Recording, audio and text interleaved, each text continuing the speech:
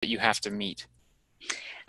So no, I don't have a specific grade distribution, but Stanford does work on the curve, and compared to my other school, my alma mater, which is MIT, I would say, it is known that grades are more inflated. Like students expect higher grades than the typical or average student would have expected at MIT. Mm. And so I adjust to that, right? Like I talked a lot to professors on like what is generally the type of distribution that they would see on a class like this. So we take that into consideration, but it's not like I have to have like 30% A's. And there's no like magical number. Um, and we have 20% on the personal business plan. The project per se is going to take up 50% of their grade. And then we have participation and contributions. And so, yeah. Gotcha. Okay. Okay.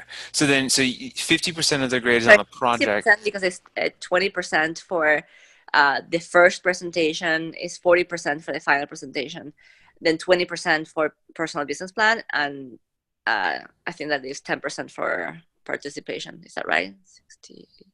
No, 20% for participation. So it's 20, 20, 20, 20 Uh-huh. for, you know, uh, OEP one is the project, the first project, the personal business plan, and participation. So 20, 20, 20. And then the final project presentation will be 40% of the grade. Gotcha. And each one of them have very, very, very strict rubrics. And these I inherited from the professor who created them years ago. And so we share the rubric for grading on the first day of classes, and so they know how they're going to get evaluated.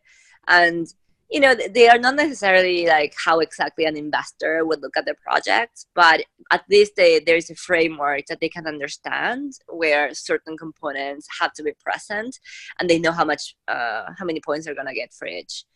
um, After the first round of presentations, I actually spend an ungodly amount of time writing feedback for the students.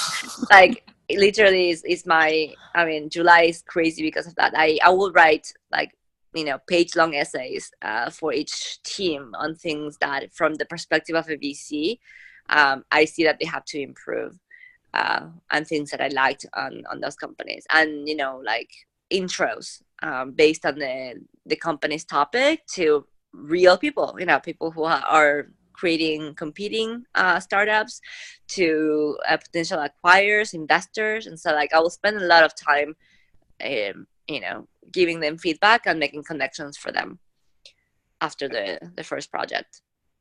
Okay, so then the combination of really well-defined rubrics that you give to them ahead of time and in-depth, really personal feedback seems to be a nice combination. I think there's a lot of professors out there who struggle with experiential, like how do we keep it experiential, Right.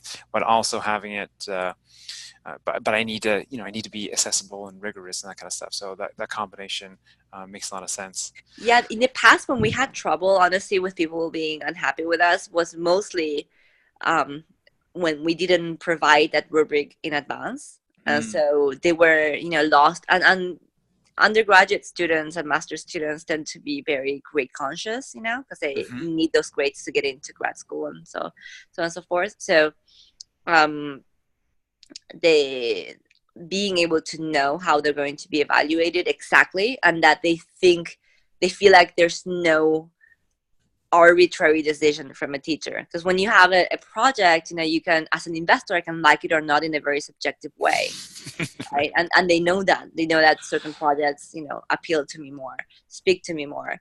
But the rubric's a rubric, and so they know that independent of my personal views, like they can go back to like I deserve 2 points here, 3 points there. Like I have that element in my analysis, and so uh, that what make that's what makes them, I think, feel like it's fair as a process.